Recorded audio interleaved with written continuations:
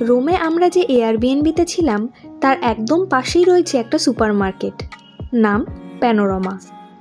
আজকের ভিডিওতে তোমাদের সেই সুপারমার্কেট ঘুরে দেখাবো। ভিতরে ঢুকতেই প্রথমে চোখে পড়ে বেশ কিছু রেডিমেড খাবার, যেগুলো ওখানে রাখা মাইক্রোওয়েভে গরম করে ওখানে বসেই খাওয়া যেতে পারে। নানান ধরনের মাছ এবং মাংস ফ্রোজেন কন্ডিশনে বিক্রি হচ্ছে। কত ধরনের চিজ পাওয়া যায় এখানে। যারা বেশ লং টাইমের জন্য এয়ারবিএনবিতে থাকবে, এই সুপারমার্কেট থেকে কিন্তু ইজিলি কেনাকাটা করে নিজেরা রান্না করে খেতে পারে। এছাড়াও ছোটোখাটো সুভেনিয়ারও কিন্তু তোমরা এখান থেকে কিনতে পারো। এইখানে সব দামগুলো ইউরোতে দেওয়া রয়েছে এবং ইন্ডিয়ান রুপিজে কনভার্ট করলে 1 ইউরো সমান 100 থেকে 105 টাকার মধ্যে ওঠানামা করে। এখানে খুব সস্তায় বিভিন্ন রকম সাইজ এবং শেপের পাস্তা পাওয়া যায়। আমিও লোভ সামলাতে না পেরে একটা পাস্তার প্যাকেট বাড়ি নিয়ে এসেছিলাম। দাম পড়েছিল ওই 135 টাকা মতো।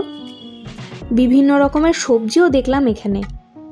আর রয়েছে ইতালির বিখ্যাত অলিভ অয়েল, বিভিন্ন ব্র্যান্ডের এবং বিভিন্ন পরিমাণের, কিন্তু সেটা বয়ে নিয়ে আসা কঠিন।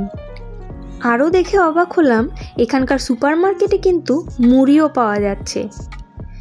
এছাড়াও এখানে চকলেট খুব বিখ্যাত, আমি এই চকলেটটা নিয়ে এসেছিলাম। এর পাশেই রয়েছে আইসক্রিমের সেকশন, বিভিন্ন রকমের ফ্লেভার পাওয়া যাচ্ছিল। এছাড়াও বিভিন্ন রকমের চকলেটও কিন্তু রয়েছে ওখানে। এত বড় কিন্ডার জয় আমি কিন্তু কলকাতায় কখনো দেখিনি। এখানকার বেশিরভাগ খাবার দাবারই কিন্তু ইটালিয়ান ভাষায় লেখা।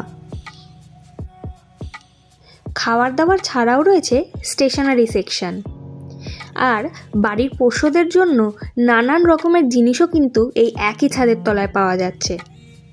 এগুলো ছাড়াও ব্যাগ, ছাতা, ড্রিলিংয়ের বিভিন্ন রকমের সরঞ্জাম কিন্তু এখানে পাওয়া যায়।